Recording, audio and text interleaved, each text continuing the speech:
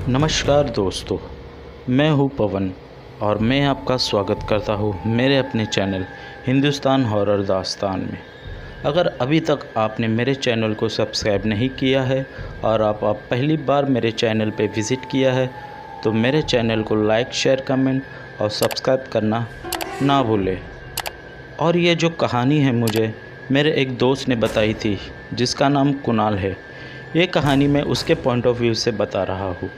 तो बिना वक्त गवाइए मैं आपको सीधा ले चलता हूँ उस कहानी के पास में।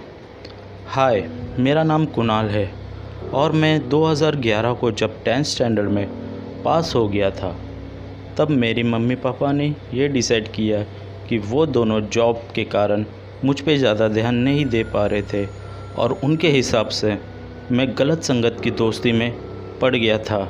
तो उन्होंने ये डिसाइड किया कि मुझे हॉस्टल में डाल दिया जाए। दोस्तों, मेरा हॉस्टल धानू के आगे एक स्टेशन है जिसका नाम घोलवड़ था।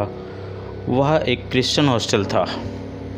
पहले 1-2 हफ्ते मुझे घर की बहुत याद आ रही थी, लेकिन धीरे धीरे मुझे वहाँ की आदत हो रही थी। वहाँ मेरे कुछ 2-4 दोस्त बन गए थे, जिनमें से एक का नाम मनोज था, दूसरे का नाम विलास था, तीसरे का नाम रॉबर्ट और जो चौथा दोस्त था उसका नाम पंकज था। जो रॉबर्ट और विलास थे वो बहुत शरारती थे। उन दोनों ने ये डिसाइड किया कि मुझे डरा के वो सारे मेरी रैगिंग करे। एक रात जब हम सब हॉल में से डिनर करके ऊपर गए तो सब साथ में बैठकर हम सब गप्पे मार रहे थे। कोई अपनी घर की बात बता रहा था तो कोई पुरानी हॉस्टल की बातें बता रहा था। विलास ने रॉबर्ट से कहा कि उसको यानी मुझे वो किस्सा बताऊँ क्या। तो रॉबर्ट ने कहा, हाँ बता, अगर वो डरेगा नहीं तो। फिर मैंने उससे कहा, कौन सा किस्सा बताना है यार।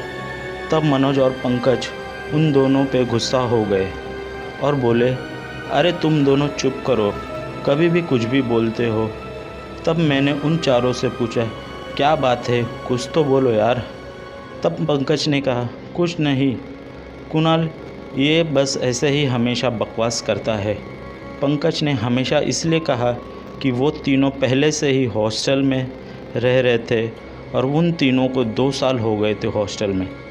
तब विलास बोला, अगर मेरी बात तुझे झूठ लग रही है तो जाके वार्डन सर से पूछ ले। तब मैंने विलास से कहा, तूने कुछ बताया ही नहीं तो मैं वार्डन सर से क्या पूछूं। तभी अचानक सीढ़ी पे से वार्डन सर के ऊपर आने की आवाज़ आ गई। तभी हम सब डर के मारे जल्दी से अपने अपने बेड पे जाके सो गए। जो हमारा वार्डन सर था वो बहुत ही मूडी इंसान था। जब उसका मूड अच्छा होता है तब वो अच्छे से हंसी मजाक करता था और जिस दिन उसका मूड अच्छा नहीं होता है उस दिन वो सबका मूड ख़राब करता था। हम सब बेड पे तो चले गए और सब सो भी गए, लेकिन मुझे उस बात को याद करके नींद नहीं आ रही थी। बस यही सोच रहा था कि क्या बात होगी, भूत की तो नहीं होगी। और बस ये सोचते सोचते मेरी आँख कब लग गई मुझे पता ही नहीं चला और सीधा सुबह उठ गया। हम सब जब वॉशरूम एरिया में टूथब्रश कर रहे थे तब मैंने फिर से विलास से पूछा कि विलास, क्या बात थी, बताना यार। तब विलास ने कहा, कुछ नहीं, जाने दे। मैंने उससे फिर 2-3 बार पूछा। उसने फिर से मुझे यही कहा, कुछ नहीं यार, ऐसे ही था, तू जाने दे।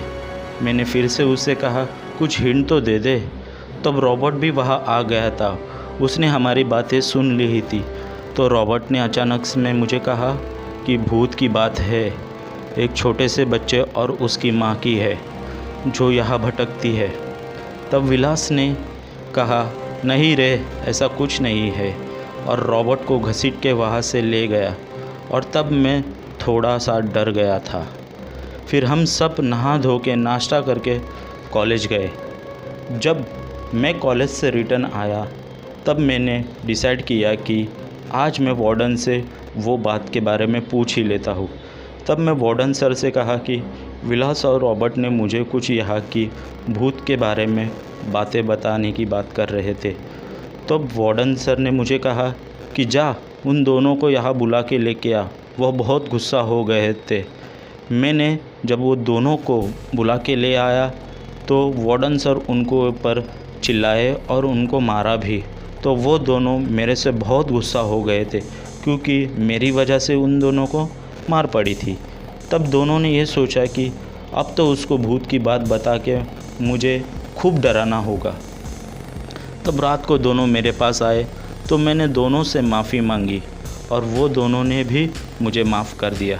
तब विलास और रॉबर्ट ने जानबूझकर मुझे कहा कि तू सच में क्या वो किस्सा सुनना चाहता है? तो मैं सोच में पड़ गया। मैं मन ही मन डर रहा था, लेकिन वो दोनों के सामने एक्सप्रेस नहीं कर रहा था।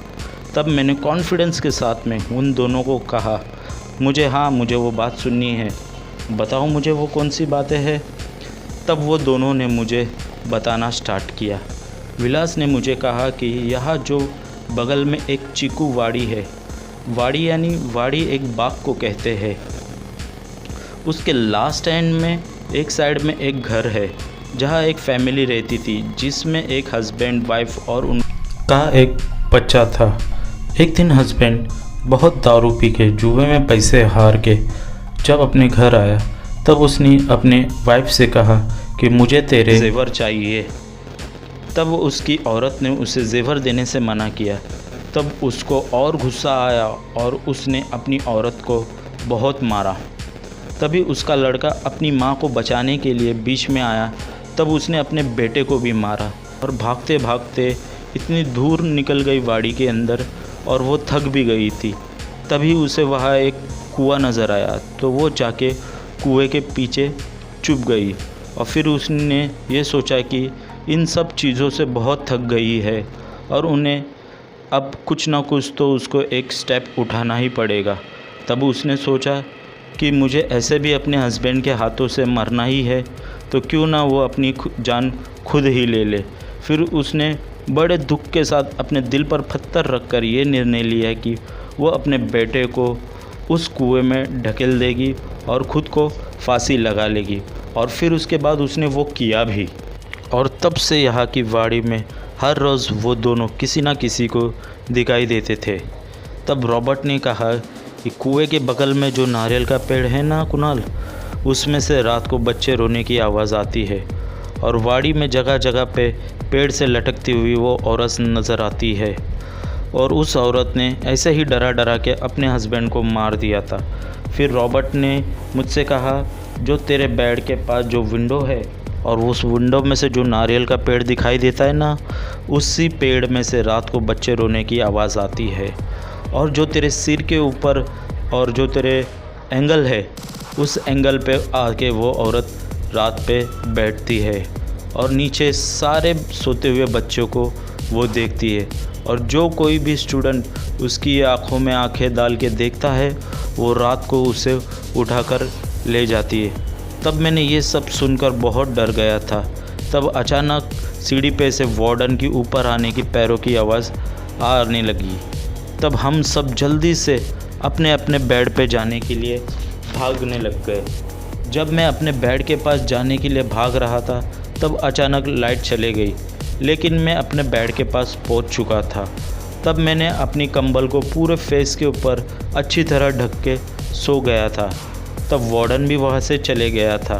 फिर थोड़ी देर बाद मुझे ऐसा महसूस हुआ कि कोई मेरी कंबल को खींच रहा है। तब विलास और रॉबर्ट दोनों ही मेरे कंबल को खींच रहे थे तब, लेकिन मुझे पता नहीं था। फिर थोड़ी देर बाद जब मेरे कंबल को फिर से किसी ने खींचा तब मैं अंदर से बहुत डर गया था, लेकिन मैंने हनुमान चालीसा पढ़ते हुए धीरे से कंबल हटा के जब मैंने यहाँ वहाँ नज़र घुमाई तब मुझे वहाँ कोई नहीं नज़र आया। अचानक ज़ोरों से हवा चलने लग गई और विंडो के बाहर जो नारियल का पेड़ मुझे वो नज़र आ रहा था, उसमें से बच्चे की रोने की आवाज़ आने लग गई।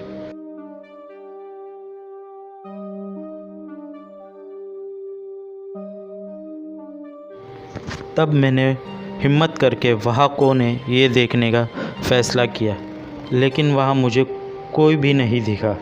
लेकिन थोड़ी दूर एक पेड़ से लटकती हुई एक औरत दिखाई दी। मैं डर के मारे सीधा अपने बेड पे आके सो गया कंबल ओढ़ के। थोड़ी देर बाद किसी ने मेरे पैरों को पकड़ा तब मैं डर के मारे ज़ोरों से चीखा। तब विलास और रॉबर्ट वहाँ से भाग गए, लेकिन मेरी आवाज़ सुनकर वार्डन वहाँ जग के आ गया और उसने मुझे उठाया। तब मैं पूरी तरह बुखार में तड़प रहा था और इतना तप चुका था। मुझे पूछा कि क्या हुआ, तब मैं उसे कुछ बताने की हालत में नहीं था। उसने मुझे हॉस्पिटल लेके गया। तब दूसरे दिन जब मुझे होश आ गया, तब उसने मुझे पूछा कि कल रात मुझे क्या हुआ था जो इतने ज़ोरों से मैं चिल्लाया। तब मैंने सारी बातें बता दी जो रॉबर्ट और विलास ने मुझे बताई थी।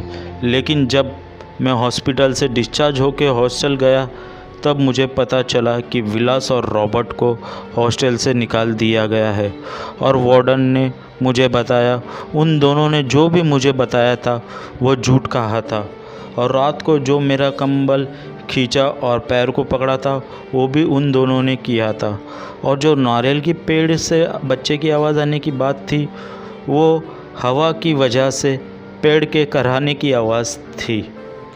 ये सुनते ही मेरी जान में जान आ गई कि ये जान के कि वो सब उन दोनों ने किया था, लेकिन मुझे उनके लिए बुरा लग रहा था। और मुझे जो औरत नज़र आई थी उसका सवाल मेरे मन में था कि जब वो दोनों ने सब झूठ कहा था तो मुझे क्या नज़र आया था, लेकिन मैंने किसी से तभी शेयर नहीं किया। और फिर कुछ दिनों के बाद मैं भी वहाँ से हॉस्टल छोड़ के चला गया। लेकिन आज भी जब मैं आप लोगों से ये सारी बातें शेयर कर रहा हूँ, तब भी मुझे क्या नज़र आया था उस गुत्थी मेरे मन में अभी तक है और ना सुलझी और ना सुलझेगी। फिर मैंने उसके बाद उनको कभी भी नहीं देखा।